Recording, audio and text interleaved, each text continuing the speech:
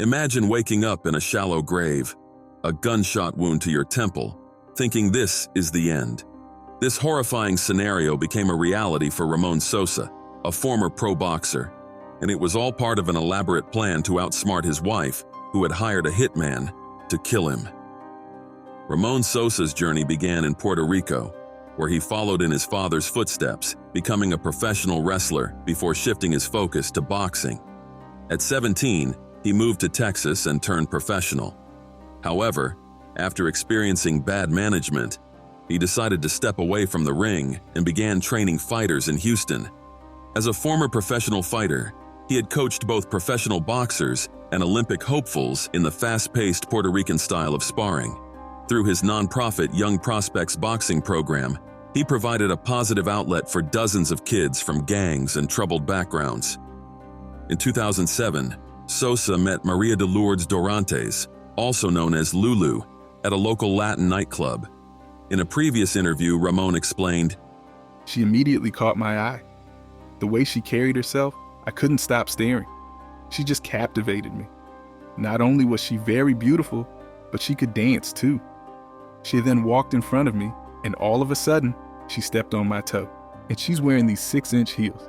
I bent down, and she was so apologetic. All I could say was, 'Would you dance with me?' And we danced the night away." Lulu, originally from Mexico, entered the U.S. on a visitor visa with her son and daughter, eager to start a new life in Houston. She claimed to be escaping an abusive relationship. Lulu quickly became devoted to Sosa, a father of 3, and their romance blossomed swiftly. Sosa proposed soon after, and they married in 2009. Reflecting on the early days of their marriage, Sosa remarked, "She was a wonderful person who loved my family and my kids. She seemed perfect." However, during their wedding, as guests congratulated them, Lulu's mother whispered to Sosa, "She's your trouble now." The next year, they launched their gym, Woodlands Boxing and Fitness. The business was successful, attracting over 200 clients and generating more than $20,000 a month. Despite holding a full-time job at a shipping company while also training boxers, Ramon recalls that they were able to buy a brand new 2-story home, motorcycles, and cars. Lulu enjoyed the finer things in life, such as dressing well and shopping, often buying anything she desired. Money was plentiful, and life was good. But within 3 years, cracks began to show. Lulu's attitude drastically changed after gaining American citizenship. Ramon even sponsored Lulu's mother and her 2 teenage children to help them obtain U.S. citizenship over about 3 years. Once they were granted citizenship, marital problems began to emerge. He recalled her telling him, "I'm an American now. I have all the benefits that you have in this country," which left him puzzled and concerned about its implications. Despite these growing difficulties, Sosa remained committed to making their marriage work and took on the role of a father figure to her son, who was becoming increasingly rebellious towards him. However, these efforts proved to be incredibly challenging. Around this time, a new client known as Mundo began training at the couple's gym. He had grown up on the tough streets of East Houston and wanted to turn his life around. Facing a turning point in his life, Mundo had to choose between staying in his dangerous old neighborhood or starting fresh with his future wife. He chose to move and rebuild. In his new surroundings, Mundo discovered Ramon Sosa's gym and was immediately drawn to Sosa's boxing techniques. By 2005, he had joined as one of the gym's newest members. For the first time, Mundo experienced positive male mentorship under Sosa's guidance, which greatly impacted his life. He left his gang behind to focus on boxing. Because Mundo and Sosa were close, he was also very aware of their marital issues. During one such trip to Puerto Rico, tensions escalated into a major argument. Lulu provoked Ramon, leading to a heated confrontation. When Lulu threatened to call his mother, Ramon took the phone from her, insisting the issue was between them and not his mother.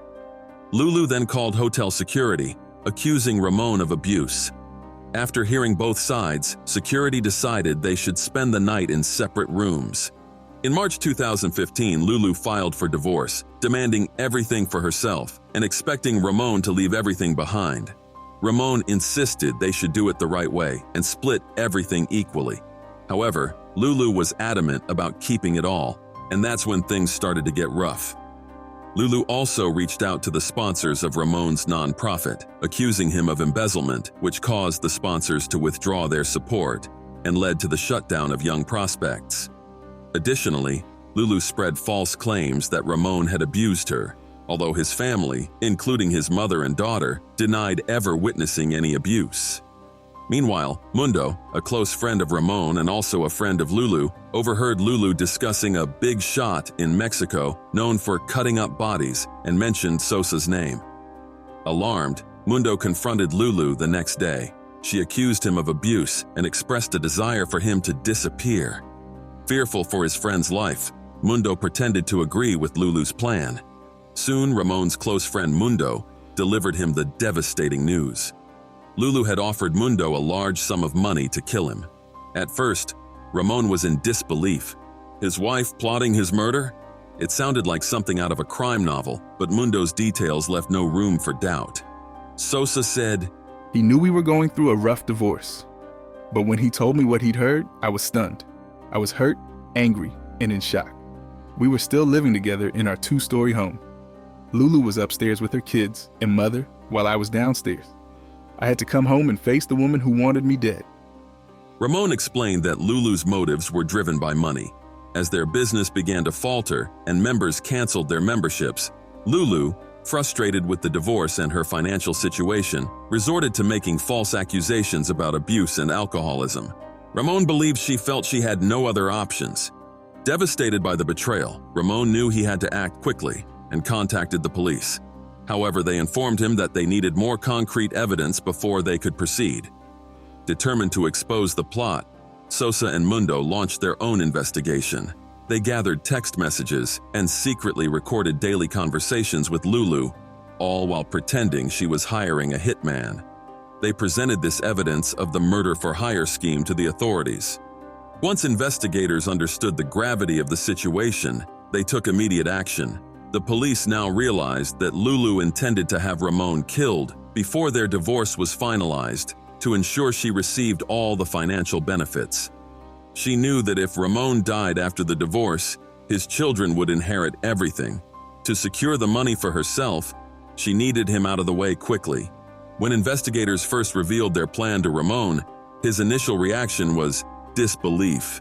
He assumed they already had sufficient evidence to arrest his wife. However, the investigators explained that despite having enough evidence, they were concerned about her appearance and status as a mother of 2 and a community member, potentially swaying a juror's sympathy during a trial. To eliminate any doubt, they needed a photo of Ramon appearing dead to secure her reaction as concrete evidence. And so, the elaborate ruse was set into motion. To maintain the ruse, the police needed photographic proof of Sosa's death. With the help of law enforcement, Ramon staged a gruesome crime scene.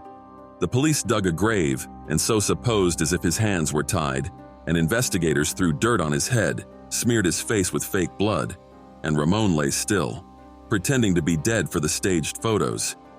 An undercover agent pretending to be the hitman showed Lulu the photos during a meeting in a parking lot. Lulu laughed and talked about paying $3,000 in cash, even offering jewelry and Sosa's white pickup truck. The entire exchange was secretly recorded. The photos were graphic, depicting Ramon with a bullet wound to his head, appearing lifeless. When Lulu saw the photos, she, instead of showing remorse, expressed satisfaction and relief that her husband was dead.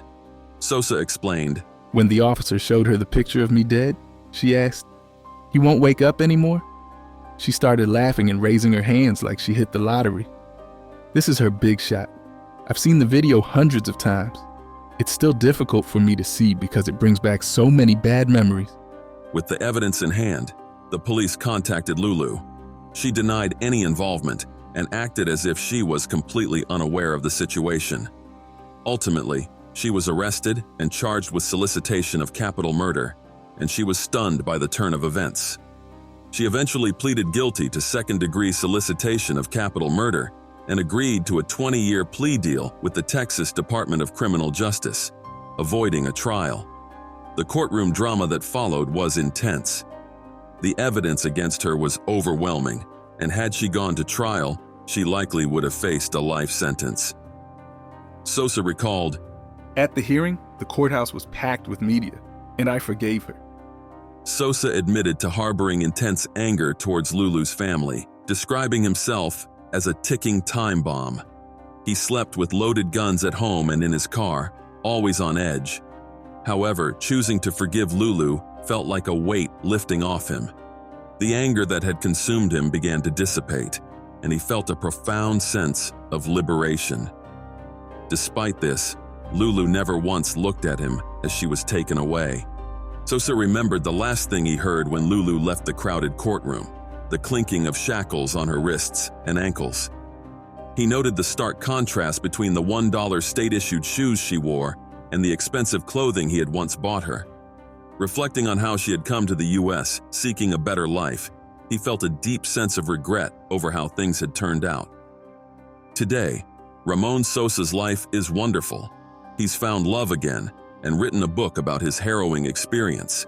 His story serves as a stark reminder that greed and betrayal can strike anywhere, but resilience and forgiveness can lead to healing. Ramon Sosa hopes his story will inspire others to walk away from toxic situations and take back their lives.